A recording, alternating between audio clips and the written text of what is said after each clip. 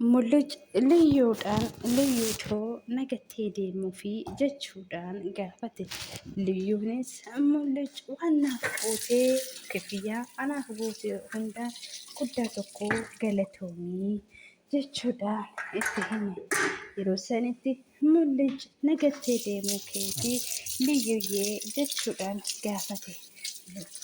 Liyyuunis baarkoti koo gaardotaan akkan achi jiruu fi akka achi hin jirre footoo kaasatii na ergaa jedhee ni jira. Osoo isaan nan qaddamin na qaddamuun qabaa dursuun qabaa jechuudhaan itti dubbata. Yeroo sanitti mul'icis waan baay'ee gaddeef habet rakkina tokko harkaa baane hoo jennee tokkotu nu qabaa jechuudhaan liyyuutti dubbata. Liyyuunis kanas hin dabarraa yaa ta'u malee amma ka'ee uffata koo sirreeffachuu hin qabaa jechuudhaan itti dubbate. Dhagaa tokkoon burtukaana lama akkuma jedhasanii asumanis sababii kanaatiin gara biyya keetii deemtollee harmee kee argitaa jechuudhaan itti dubbata. Dhugaa dubbachuudhaaf akkas garuu baay'ee sodaachaa jira mul'uc jechuudhaan liyyuun itti dubbata. Innis yeroo sanitti garuu eega sodaattee maaf deemtaree jechuudhaan itti dubbata. Liyyuunis kanama dirqama deemuu koon qabaa homaa miti hoona argates biyya koo keessa waan ta'eef haala salphaadhaan isa harkaa ba'uu danda'a jechuudhaan itti dubbata. Doktarii Irbiqaan waan samreendaan diniggaatee koofteef baxaamni waan baay'ee rifatteef abbaa manashee wayin jaalallee isheetiif bilbilee raawwatee effiyyee ani baay'ee tokko sodaadhee jechuudhaan itti dubbata. Yeroo sanitti waan sababii kiyyaan samreellaa diinaan maqasii qabattee wayin mataa keessarraa mutaa jechuudhaan harmeen kee duute jettee waan ishee rifachiisteef mucayyoon sababii kiyyaan kanarra geesse akkamittan taragaaggaa eeffuu jechuudhaan itti dubbata. Yeroo sanitti eeffuunis akkamitti qo'ee ana kanaan gallee xaalayaasaan kan barreesse eenyu akka ta'e hubatan jechuudhaan itti dubbata. Yeroo sanitti akkamittan akkana go'a dabdaabbii xaalayichi irriba isaan kaaseera waan isaan xaaraa ba'anii ji'oota fi baroota dheeraa isaanitti fudhatee kanaafiyyuu akkamitti ani hedduu isaanii galee waan isa sitti fakkaataa jechuudhaan itti dubbata. Yeroo sanatti Efreemis bakka taragagga'ii homaa miti ati taragagguu qabdaa itti waan gootu yaaduu qabdaa jechuudhaan itti dubbata. Yeroo kanatti effii ani waa'ee filaashii haasofnee ana kanaafiyyuu ani carrisuun qabaa guyyaa har'aa tanaa amma oduun iji kiyya ilaaltu daa'imni tuni asitti rakkachuu hin qabdu kanaafiyyuu guyyaa har'aa na sirreessaa jechuudhaan itti dubbata. Efreemis kana akkamitti ta'a waan akkasii lakkii waan taanerraa akkasiin buusnee jechuudhaan itti dubbata. Yeroo sanitti Afrikaanis kanarra waan ani yaadee akka irra na ooltu hin barbaadu jabadhu akka naan jettu hin barbaada sababii filaashii takkittiin lubbuun micatanaa akka ba'u hin barbaadu jechuudhaan itti dubbata. Efreem bisa sanatti eeffuunis kuni yaada gaariidha garuu mooyyuu simmeetiidhaan wanta ta'u tokko hin jiru jechuudhaan itti dubbata. Yeroo sanatti Dr. Ibriqaanis eeffuu kanarra waan hin taane jedhini ani waan hundumaayyuu wanta karaarra qabdu jiru hunda isaanii karaarratti qabuchuun barbaada. Ani gocha jilii ta'e gochuu hin barbaadu jechuudhaan itti dubbata. Garuu mooyyuu ani kanan barbaadu beeksisa kootiif asis ta'ee akka hadagaa irratti siggatu hin barbaadu jechuudhaan itti deebisti. Yeroo sanitti Efreemis yaa ta'u bakka kanaafiyyuu wanta hin taane akkasiin quunnamne wanta as jiru hundumayyuu ani na sirreessaa of eeggachuu gochuu qabda jechuudhaan itti dubbata. Doftara Ibriqaanis yeroo sanumaa kaatee balbala hundumaa eessa akka qulfii filaashicha argattee baafattu qulfoota garagaraa waynis afaan Oromootiin furtuu kan jedhamu barbaachan ittuma teesse. Yeroo sanitti Doftari Ibriqaan osoo qulficha barbaadaa jirtu qulficha argatti. Yeroo sanitti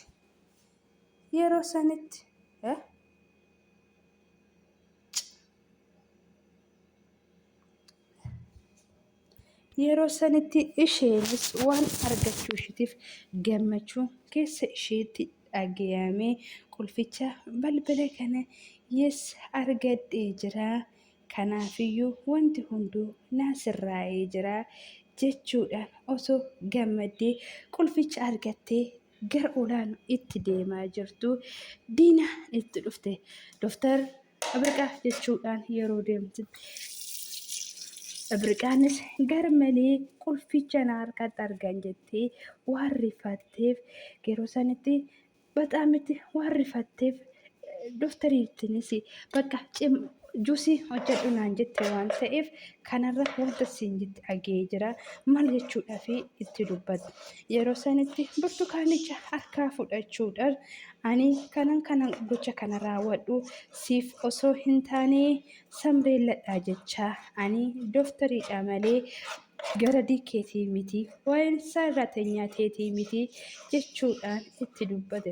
Diinaanis garmalee itti kooflitee kan akkasii anaa jettee osoo hin taane Ibriqaadha jechuudhaan miti jechuudhaan itti dubbate.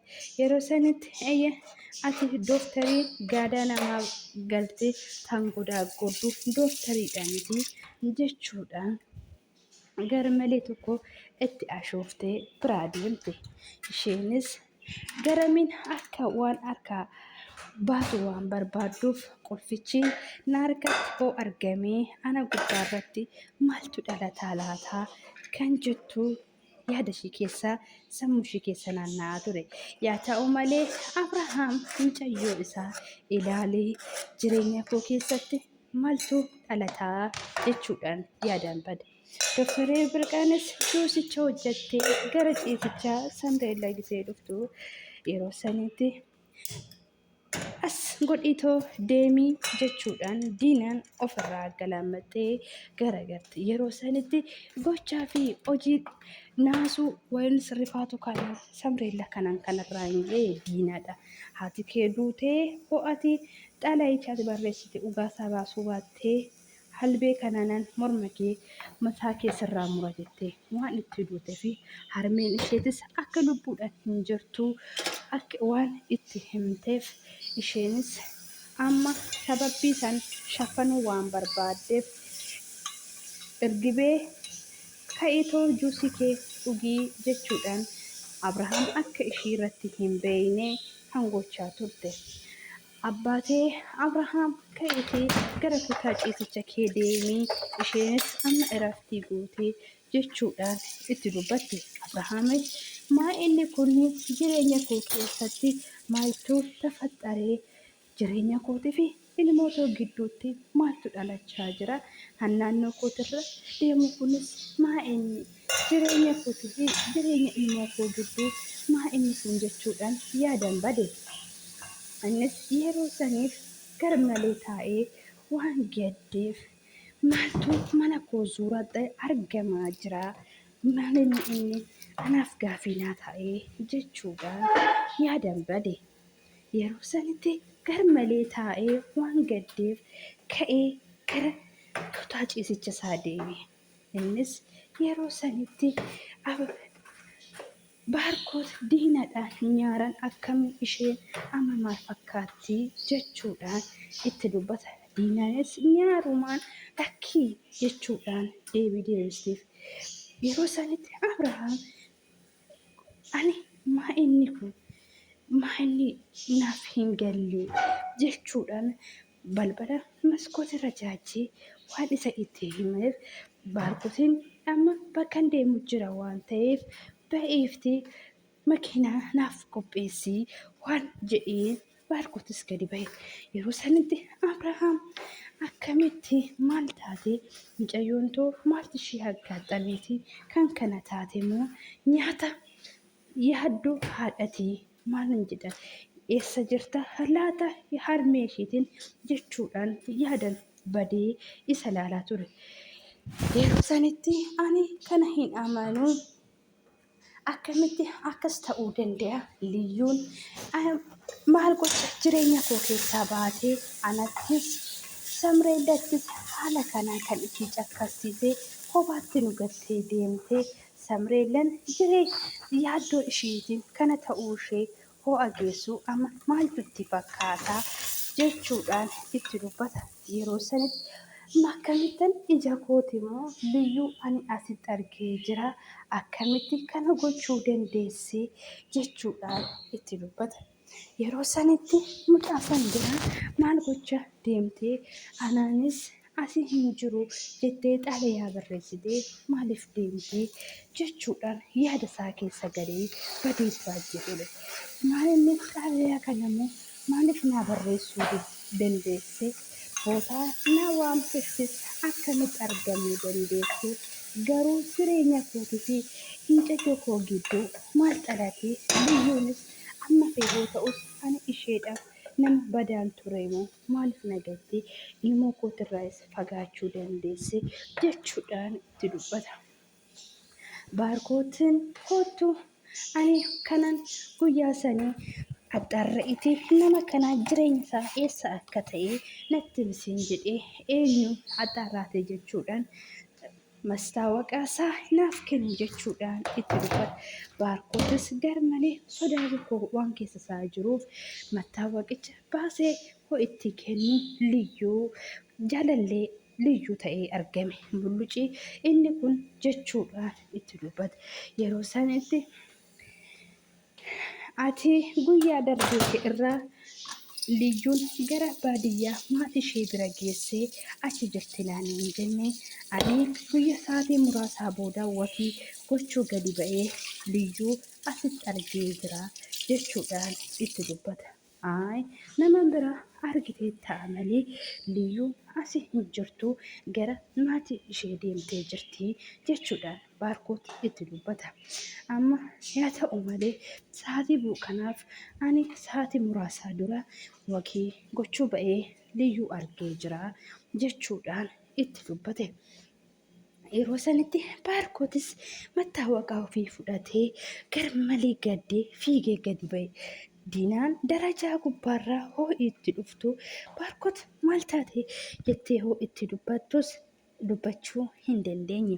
Baarkoot garmalee waan gaddeef saaloonii gadi bu'ee raawwatee warroota gaardoo isaatiif dawwalee liyyuun asitti argamtee jirti dhugaa ta'uu fi soba isaa deemtee axxarraatee natti himuu qabda jechuudhaan itti dubbata. Gaardichis sa'aatii muraasan hafee bira ga'ee jira wanti hundumtuu iyyuu hin xaxarraa jechuudhaan itti dubbata. Yeroo sanitti daftarii Ibriqaanis waan fileeshicha argatteef baay'ee tokko gaddite amman jammaree tooftaan itti mana kana keessaa ba'u argadhee jira jechuudhaan gammachuurra turte. Yaa ta'u malee yeroo sanittis daftarii Ibriqaan kan argattee fileeshicha argachuu qabdu fudhattee kilaasii ofii galtee osoo cufachaa jirtutti diinaan gara saaloonii gadi buutee baarkootiin maal taatee jechuudhaan itti dubbatte. Baarkootis intalatti simbirroo suni Abrahaam amma na yaamee akka jirtu ija isaatiif waan argee natti himee jira jechuudhaan itti dubbatte. Diinaanis ani homayyuu hin jaalanne ishii bichaa osoo hin taane daftarii asitti argamte tuni ana baay'ee tokko siqii tokko natti galee jira jechuudhaan itti dubbate. Yeroo sanitti baarkoota ati seexana diinaa ati seexana kanaafiyyuu asitti liyyuun hodhuguma asitti argamte ati seexana garuu mooyyuu amma jechisaa bichaa osoo hin taane akka dhaqanii laalanii dhufan itti ajajeen jira waan ta'eef achi ga'uuf sa'aatii muraasa mana haadhaa ga'anii akka laalanii axxaarra'anii natti himan barbaada jechuudhaan itti dubbata. Yeroo sanitti kanan booda ani ammas taananii dooktarii tana wayin liyyuutu xalayicha qayyaree malee ani xuufiin kun ho'ati ilaaltu iyyuu akkamitti xuufii samreelati jettee hin yaadda. Ani akkamittan xuuficha addaan baafachuu dandeenye garuu maal taate ati yeroo hundumaa yaada kiyya fashaleessuu malee yaada biraa hin qabdu jechuudhaan itti dubbatte. Yaa ta'u malee yeroo sanitti